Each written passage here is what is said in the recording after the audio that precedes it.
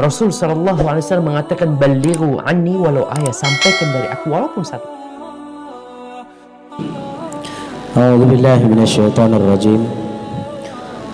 Bismillahirrahmanirrahim. Assalamualaikum warahmatullahi wabarakatuh.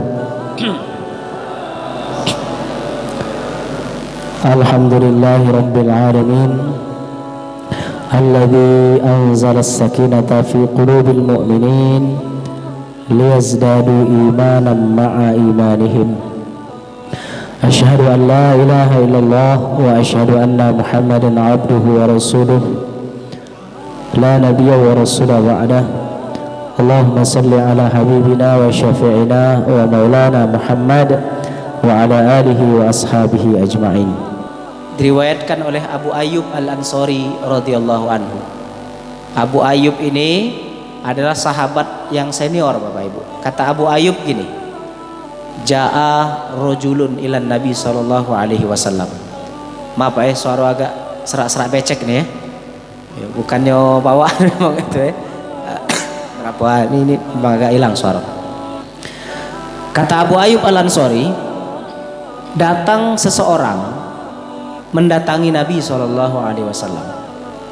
Orang itu datang, faqala, dia bertanya dengan Nabi dengan berkata seperti ini.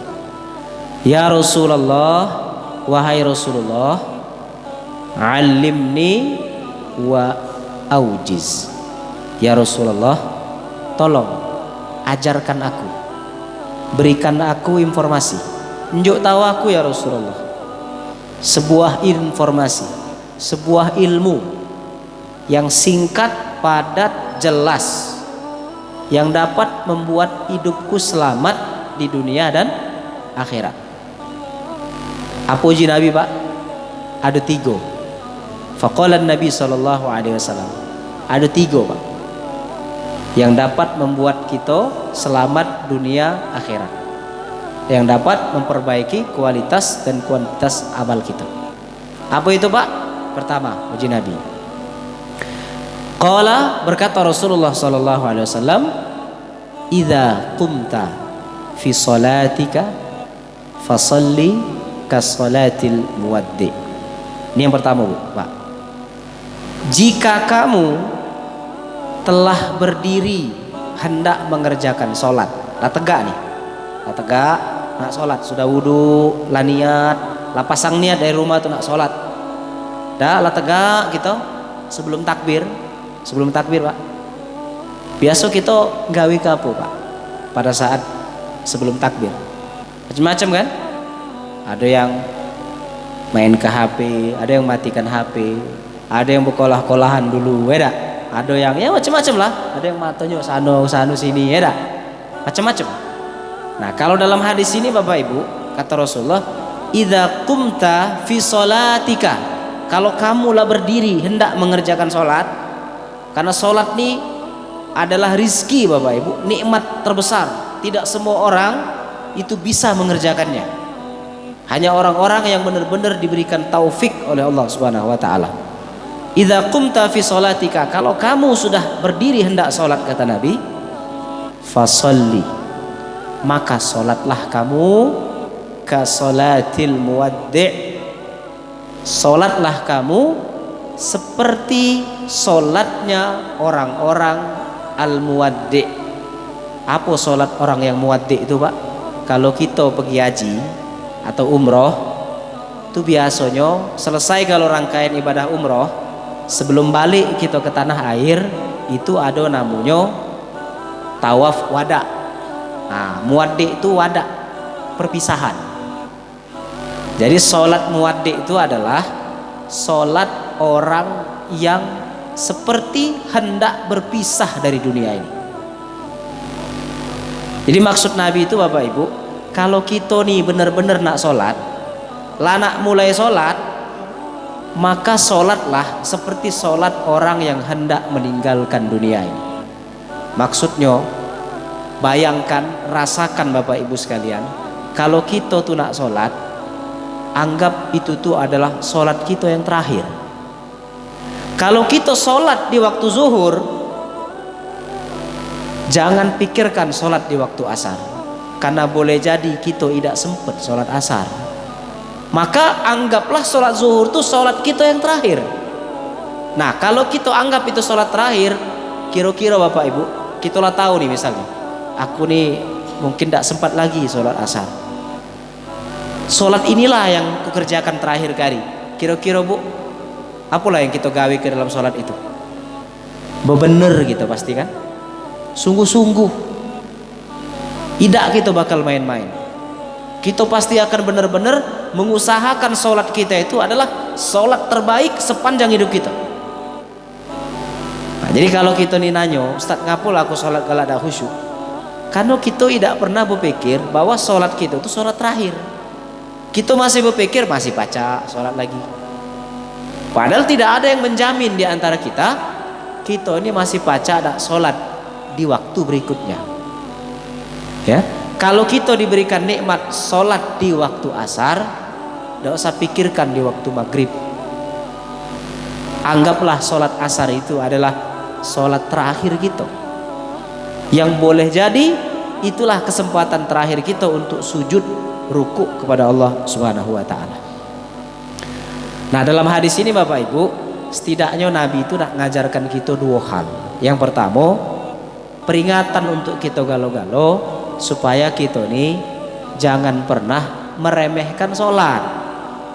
Jangan meremehkan sholat, dan hendaklah kita ini bersungguh-sungguh ketika mengerjakannya.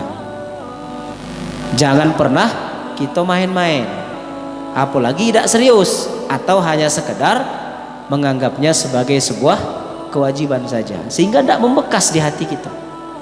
Makanya Al-Quran pernah menyinggung Bapak Ibu, orang-orang yang akan digantikan dengan generasi berikutnya itu adalah fa khalafa min ba'dihim khalfun adha'us shalah, ya, kemudian wattaba'us syahawat.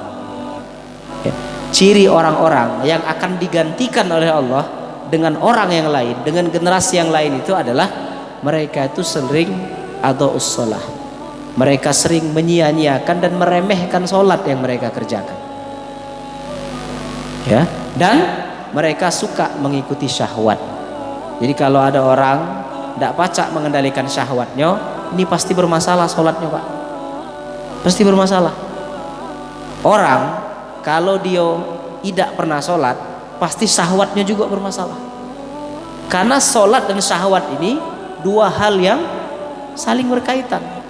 Orang yang sering, boleh jadi dia sholat, tapi dia sering mengabaikan kualitas sholatnya. Entah dia sering lambat mendatangi sholat, tidak bersegera, tidak bersungguh-sungguh mengerjakan sholat. Ini pasti berhubungan dengan syahwat, baik syahwat terhadap harta atau syahwat terhadap kekuasaan, terlebih lagi syahwat terhadap perempuan atau wanita. Ini berhubungan Bapak Ibu, ya. Makanya sholat ini penting sekali. Bahkan orang-orang yang tidak memperhatikan sholat itu, Al-Quran menyebutnya sebagai orang-orang yang celaka. Fawailul lil musallin. Celakalah orang-orang yang sholat. Dan orang yang sholat itu yang celaka itu yang tadi, mereka yang abai, yang lalai, yang tidak bersungguh-sungguh ketika mengerjakan sholat. Nah, ada juga di antara kita yang sudah sholat, tapi kita lupa Bapak Ibu mengusahakan kualitas sholatnya itu. Ya, ini tidak akan bisa kita rasakan seperti sholat orang yang hendak berpisah, Bapak Ibu. Makanya pernah ada seseorang, Nabi sedang duduk nih Pak, di masjid cak inilah, ngobrol dengan sahabat. Tiba-tiba ada orang masuk ke dalam masjid, wudhu dia, sholat dia, sholat. Cepet nih sholatnya itu Pak, cepet sholat. Kemudian dia salam, kemudian mendatangi Nabi, mengucap salam kepada Nabi. Fasallama, sebelum orang itu duduk Pak, apuji Nabi. Fasalli, fa innaka lam tusalli. Sholat lagi, karena kau tadi belum sholat. Padahal dia lah sholat Pak, tapi disuruh Nabi ulangi. Kau tadi belum sholat. Bingung dia Pak. Sholat lagi dia Pak, akhirnya sholat, tapi sama baik cara sholatnya dengan yang pertama tadi. salam, sudah selesai, ketemu lagi. Sebelum dia duduk, Nabi kaget duduk. Irji fa innaka lam tusalli. Ulangi lagi, kau tadi belum sholat. Ulang. Wah, bingung dia. Wah, Nabi ini apa? Padahal aku lah sholat kan. Sholat lagi dia, Pak. Yang ketiga, selesai, nak nyalami Nabi lagi, kaget. Irji fa innaka lam tusalli. Balik lagi. Kau tadi belum sholat. Ya Rasulullah, lah 3 kali aku nih ngulang sholat, uji dia. Kata engkau belum sholat. Kalau orang lain mungkin Pak dia mengunyah mano mato, beda. Tapi itu Rasulullah tidak berani kan? Lah 3 kali lah aku ulangi sholat ini nak. Apa uji Nabi? Idza shallaita, kalau kau sholat, ya dah, kabbir, bertakbirlah. Takbir, faqra ma tayassara minal Qur'an, kemudian baca Al-Qur'an, maksudnya Al-Fatihah, ayat-ayat yang lain. Kemudian summarka, ruku, wat ma'ni, kemudian tumakninahlah ruku itu. Tumakninah itu maksudnya tenang dulu, jangan cepet-cepet bangkit. Larang tadi tidak, Pak, cepet dia. Oh, cak ayam matuk beras, taktuk. Habis ruku, i'tidal kata Nabi. Sampai kamu tumakninah. Makanya Bapak Ibu, sami Allahu liman hamidah, kita disuruh tegak dulu. Jangan langsung Rabbana lakal hamdu. Sami apa? Subhana rabbiyal a'la wa bihamdihi, subhana rabbiyal azim. Dah tegak. Ya, sami Allahu liman hamidah, tegak. Namanya i'tidal. I'tidal itu artinya lurus dulu. I'tidal itu lurus, tegak, lurus. Baru Rabbana lakal hamdu, boleh hamdan katsiran thayyiban mubarakan fih atau mil'us samawati wal ardi, seterusnya. Sudah, tumakninah dulu. Tumakninah itu maknanya bukan kita tuh tidak ingat apa-apa, bukan. Aku udah ingat lagi saat pas sholat dunia nih, mulai itu suara petir aku dengar tadi saat tidak baca aja itu susah. Maksud tumakninah itu gerakannya itu pelan.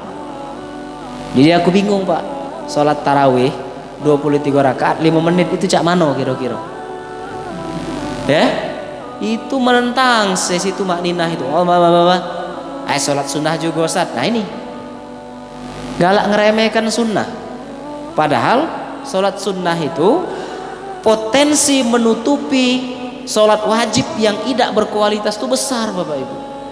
Dengan sholat sunnah itu sudah i'tidal kata Nabi, fasjud, sujud kamu. Sujud tuh tenang dulu, tenang sujud. Rukuk tadi Bapak Ibu, cara Nabi rukuk itu kata para sahabat, rukuknya Nabi itu ditaruh ke ember, pucuk punggungnya pas rukuk, ember itu tidak nyampak. Saking Nabi itu benar-benar ketika rukuk. Ustaz, punggung aku keseleo lah cerita itu. Sujud tumakninah juga uji Nabi. Jangan bangkit dulu, hayati bacaannya itu. Subhana rabbiyal a'la wa bihamdi, subhana rabbiyal a'la wa bihamdi. Duduk. Rabbighfirli itu Bapak Ibu, semua doa tercantum di situ. Masa gitu cepet-cepet? Rabbighfirli, ya Allah, ampuni aku. Warhamni, rahmati aku. Dan seterusnya. Ini doa luar biasa kan? Oh, jilanang tadi berarti itu iya Nabi, kau tadi belum sholat. Nah, makanya ada ulama yang memahami hadis itu bahwa secara hukum sholatnya sah, tetapi secara pahala nilainya di hadapan Allah.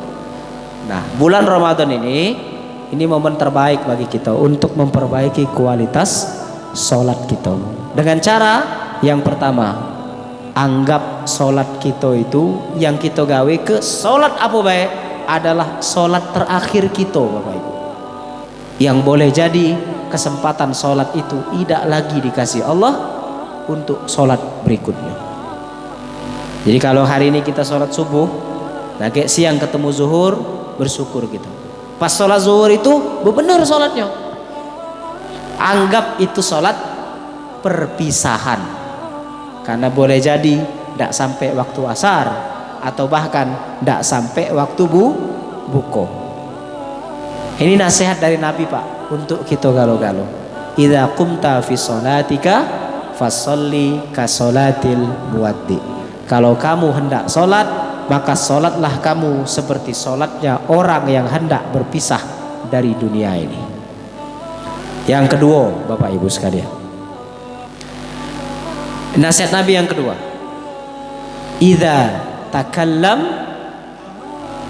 fala takallama bikalamin ta'tadhiru minhu ghadan.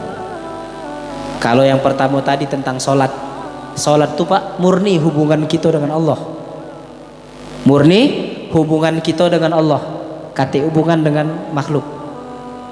Yang kedua nih Pak, Nabi mengingatkan hubungan kita dengan sesama manusia. Apa itu Pak? Idza takallam, kalau kamu berbicara, kalau kamu ngomong, kalau kamu berkalam. Fala takallam, janganlah kamu ngomong, janganlah kamu berucap bikalamin ta'tadhiru minhu ghadan, dengan suatu perkataan yang akan membuat kamu menyesal esok hari. Wah ini Pak, makanya uji pepatah itu pedang seperti salah apa? Mulut ini seperti pedang Bapak Ibu. Mulut ini cak pedang, pacak nebas. Betapa banyak permusuhan, peperangan, keributan itu terjadi karena mulut, karena lisan Bapak Ibu. Ya. Nah, dosa-dosa lisan ini ternyata Bapak Ibu adalah dosa-dosa besar. Di antaranya fitnah. Fitnah itu kan dengan mulut. Gibah. Gibah ini lebih parah daripada fitnah. Kalau fitnah ngomongi wong tidak sesuai fakta. Kalau gibah ngomongi keburukan orang sesuai fakta. Misal ada anak wong, mohon maaf misalnya, dia melakukan suatu keburukan, kita omongi, kita cerita ke Ustaz, tapi benar itu lah. Kalau benar dia gibah, kalau salah fitnah. Ya, jadi tidak boleh kita ngomongin yang boleh, asalkan ketika kita ngomongin orang itu kira-kira uang itu senang tidak kita omongi. Kalau uang itu senang dengan omongan kita ketika ini, nah itu bukan gibah namanya. Misal Pak Waluyo itu baik uangnya, kita ngomongin dia kan, kira-kira pas dia tahu kita ngomongin cewek itu senang apa tidak senang dia? Senang, nah itu bukan gibah. Tapi kalau Pak Waluyo itu pelit misalnya, misal, ini dia tidak senang pasti Pak ketika dengarnya. Pak Waluyo itu galak marah misalnya, ini tidak senang pasti Pak Waluyo dengarnya. Nah ini namanya gibah. Ya, gibah yang dibolehkan itu memang ada. Seperti kita gibah, kita ngomongin keburukan orang karena wong ini bahaya. Kalau keburukan dia ini tidak kita ingatkan dengan orang lain, pacak bermudarat dengan orang lain. Nah itu tidak apa-apa, itu biasa. Atau ngomongi wong ketika orang itu sedang disidang di pengadilan, boleh. Inilah yang dilakukan oleh para ulama kita dulu ketika meneliti hadis. Misalnya si fulan pendusta, nah, itu kan ngomongin dia Pak, pendusta, tapi dalam rangka ngingati jangan ambil ilmu dari pendusta itu. Misal ada aliran sesat di daerah kita ini, kita omongi itu jangan kamu dekati, ini sesat, ini buruk. Dan benar dia itu aliran sesat, ngaku nabi, tidak usah sholat, tidak usah zakat, tidak usah puasa, tidak apa-apa kita omongi, ngapo ngingatin orang. Tapi jangan sampai kita ngomongi harga diri dia. Jangan, dia tuh korupsi misalnya. Tapi misalnya dia ini kita tahu kepribadian dia tidak amanah terhadap harta, duit, dia terpilih, kita ingatkan jangan pilih dia, aku tahu pengalaman, tidak apa-apa. Karena mencegah dia memudaratkan orang lain, dan kita juga nolong dia supaya dia tidak zalim terhadap diri dia sendiri. Nah, ini dosa gibah Pak. Dosa gibah itu seperti memakan bangkai saudaranya sendiri. Jadi uang lah mati, kita tetak dagingnya, kita masak. Nah itulah dosa gibah. Makan wong hidup beda boleh, apalagi wong mati pak. Jangankan wong, hewan yang sudah jadi bangkai tidak boleh. Nah dosa gibah itu lebih besar atau bahkan sama dengan dosa orang yang memakan bangkai saudaranya sendiri. Ini dosa lisan bapak ibu yang kadang kita tidak sadar. Atau namimah, adu domba. Ya, makanya bapak ibu sekalian, saking pentingnya kita ini memperhatikan mulut kita, lisan kita, ucapan kita ini. Rasulullah itu pernah mengatakan seperti ini. Idza asbaha ibnu Adam, kalau anak Adam bangun dari tidurnya di pagi hari. Nah inilah bangun tidur tadi kita sahur. Kata Nabi, kalau anak Adam berada di subuh hari, di pagi hari, fa innal a'dha'a kullaha, maka semua anggota tubuh kita ini pak, semua anggota tubuh kita, mata, pala, tangan, kaki, semua panca indera kita, kecuali mulut, kecuali lisan. Semua anggota tubuh kita ini tukaffirul lisan. Mereka ini akan ngomong sama lisan. Mereka akan datang kepada lisan. Semua tadi pak, mata, tangan, hidung, kaki, semua ini. Tapi kita tidak dengar. Kate saat ngomong rasanya, memang kita tidak dengar. Nabi yang ngomong. Kata Nabi, apa yang mereka omongi pak kepada lisan itu? Ittaqillaha fina ya lisan. Lisan, kata tangan, kata mata, kata kuping nih pak. Lisan, mulut, ittaqillah, bertakwalah pada Allah. Takutlah kamu wahai lisan kepada Allah. Hati-hati ya lisan, mulut. Kenapa? Fa innama nahnu bika, karena kami nih, kata anggota tubuh kita nih pak, tangan kaki kita nih, tergantung kau nih lah. Fa in istaqamta istaqamna, kalau kau tuh benar, kami temelok benar. Fa in iwajajna, tapi kalau kau bengkok, tidak benar, kami melok tidak benar. Nah ini maknanya apa pak bu? Kita pakai kaki, tangan, jidat kita, kepala kita, kuping kita untuk ibadah, tapi kita lupa mengendalikan lisan kita. Temeloklah ibadah tadi itu.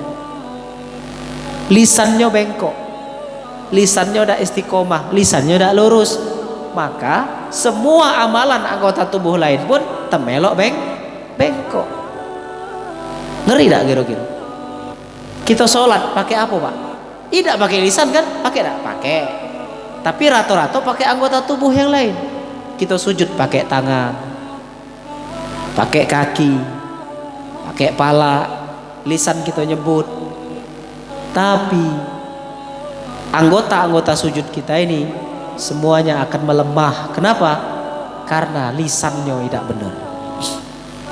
Ya, nah ini harus kita perhatikan betul-betul. Makanya kata Nabi, jangan sekali-sekali ngomong dengan suatu omongan yang membuat kau menyesal di kemudian hari. Maksudnya di hari kiamat nanti.